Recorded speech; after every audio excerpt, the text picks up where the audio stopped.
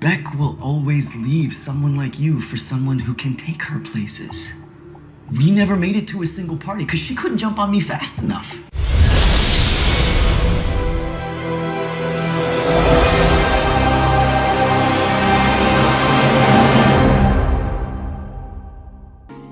You! Chad reveals why women let him smash and Beta Joe wait/work. And then this happens.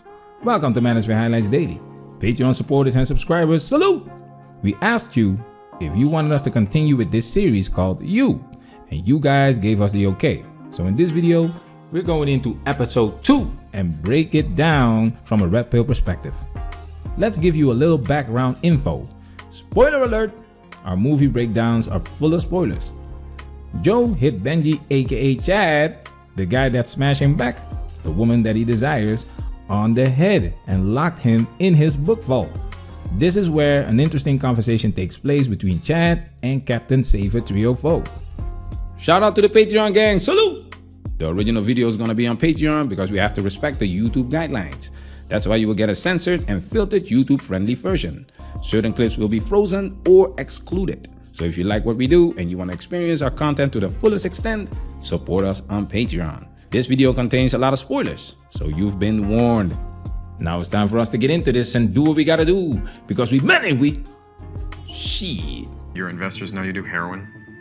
Or, your father? How about your girlfriend? I don't have a girlfriend. Oh, shit. That's where I know you from. You were in the cab. Beck's cab. She said your name. It's Jimmy. No. This is Joe. He literally saved my life. It's Joe! Now, that's a complication. Do not tell me that you're doing this because of Beck. She's not my girlfriend. You can have her. Take her. Careful, Benji. Not winning any points. If you knew her, you would not be putting me in a cage and ruining your life over Guinevere goddamn Beck! I just love this scene because this scene immediately highlights how the guys value Beck. It's like day and night. This is where we come in because we are gonna highlight what they don't want you to see. That's the red pill perspective. Let's give you more context before we break it down. Just one more thing. Password.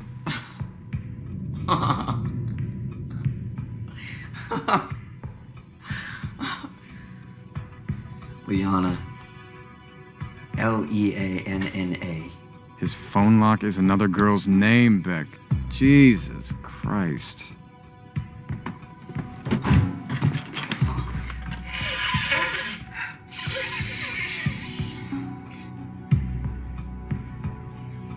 Well, he's been living a frankly off-brand life for a guy who markets health soda. Based on the evidence, he's not missing you when you're gone. You don't mean anything to him. They double down on the fact that Chad, Benji, doesn't give a shit about Beck. He's dealing with all kinds of women, but his password is Liana. We don't hear anything about Liana, but we can assume that that's the woman that he desires. He could be a super beta for this Liana chick. We don't know. That's why we focus on the information that's consistent. His phone has a lot of women in it. You can see the conversations he has with all of these women, and Beck is just one of those women. He got busy with another woman last night. This is a trademark of a Chad. Chad will have an abundance of options. That's why it's not a surprise that he has an abundance mindset when it comes to women. Now, this abundance comes with a knowledge, comes with an experience that the average Joe doesn't have. Check this out. See, this is what I'm telling you. You see this hardworking writer chick.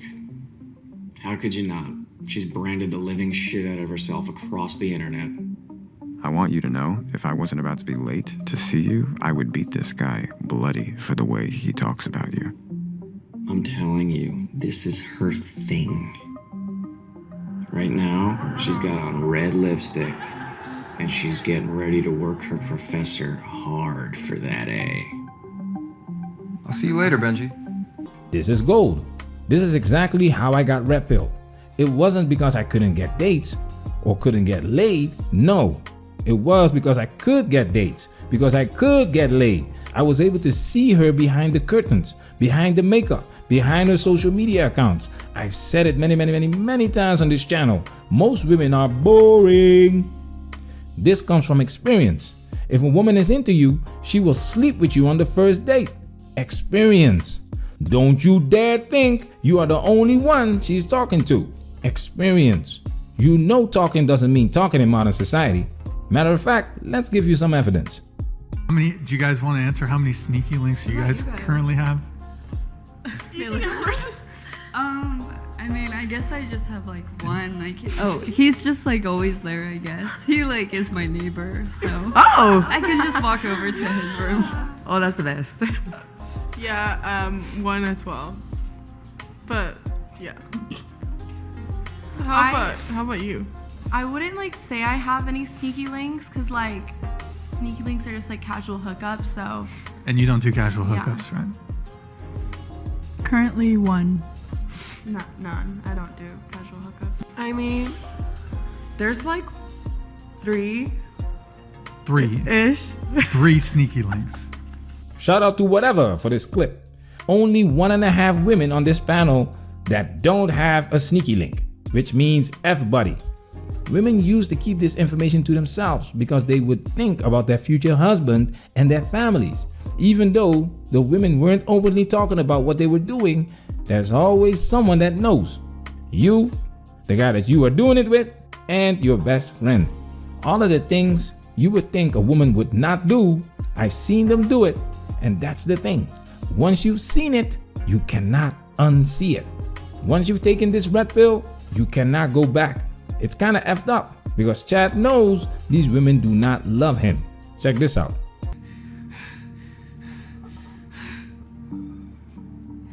Fine. You win. I lose. We all lose, because what am I gonna do with this lying sack of shit? Beck. You want Beck, right? Let's be clear. She does not want to be with a guy like you. I can help you. No, actually, she invited me to a party tonight, the Peach Salingers. Salinger party. Joe. She's taking you to add texture. She wants to seem interesting, like she hangs out with real folk. She's deep, she's an artist. Truth? Beck will always leave someone like you for someone who can take her places. We never made it to a single party because she couldn't jump on me fast enough. She's playing you for a chump, my friend. So yeah, it was really bad. Basically, food poisoning is the reason why Peach and I are friends.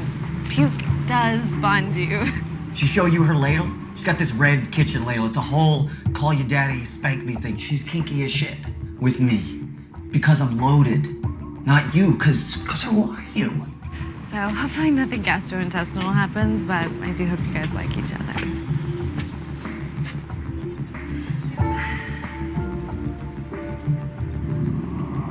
You want to change that? You need me.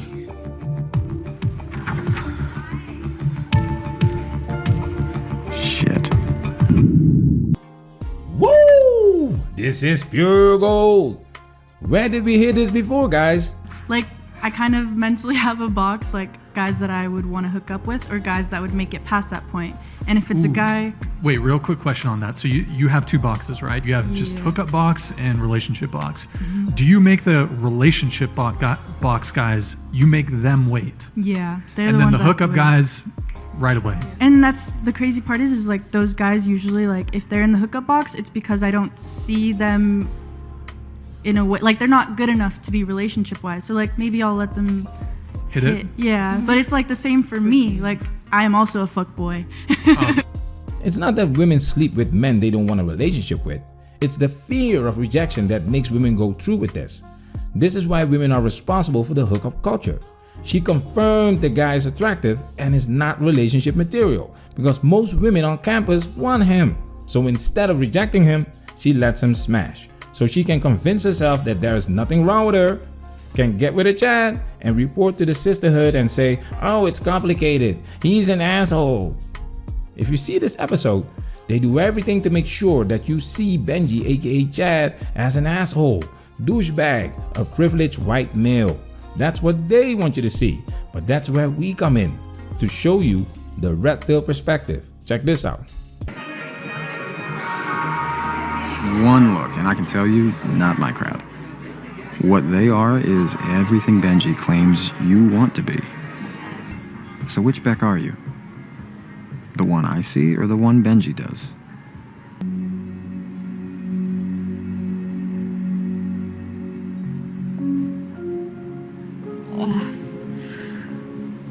I'm glad we met. Glad we're friends. For the love of Christ. Nobody forces Beck to do anything. These 2 episodes, Beck has shown she is a lousy decision maker, and now she does exactly what the Ninja Turtles said on the Whatever Show. She puts the quote-unquote good guy in the friend zone, but she lets Chad smash. You're not supposed to reward bad behavior.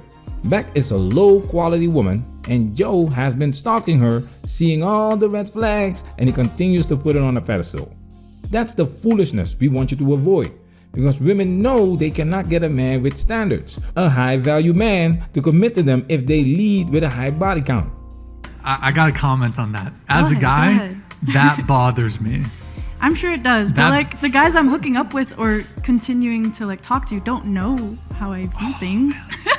See, like it's one thing if a girl just has a flat standard, like I wait a little bit of time before I sleep with someone, but the moment it's like, Brian, we're gonna wait 4 dates, and then I know that she's slept with or she sleeps with other guys quick. But Brian, if I was seeing you, you wouldn't know about those other guys, ever. That's what I'm saying. Like, it would just be me and you. This is exactly what they're doing in this episode.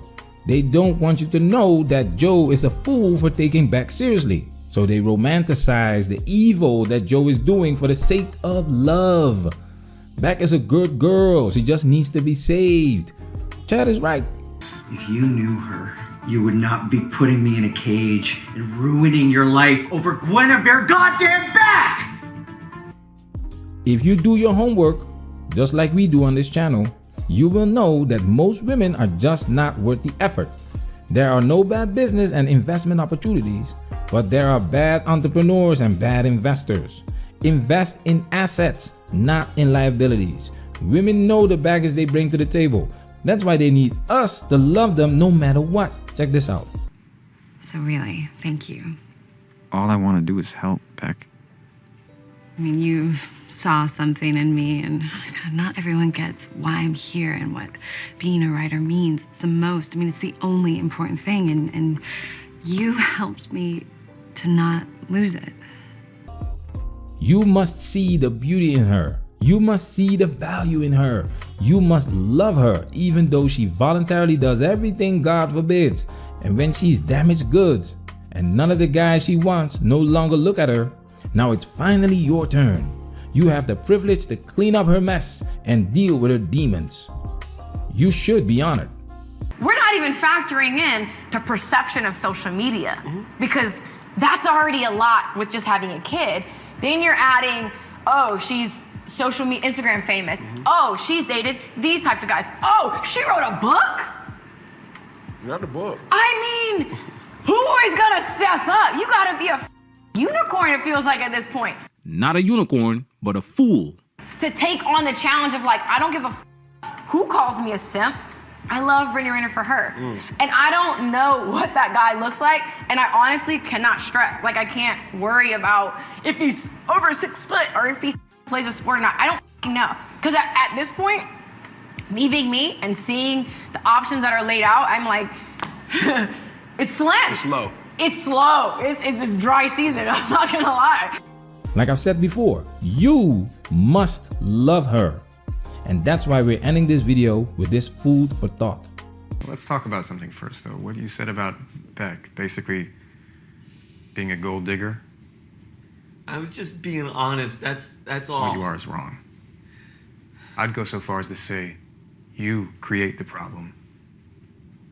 When you assume this stuff, when you treat her like trash. You cast her in a role. It isn't her, and you trap her in it. Bro, I'm done with her. Say I can trust you. I've got the video, right? I mean, solid maybe.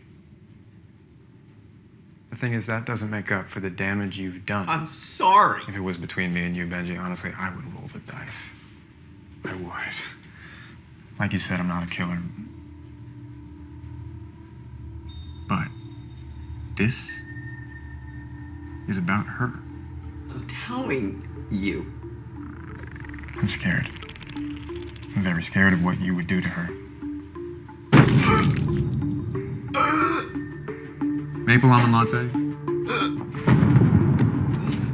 2 stevia. 2 tablespoons of peanut oil. Manosphere, we working. Protect yourself at all times. This video has officially been highlighted.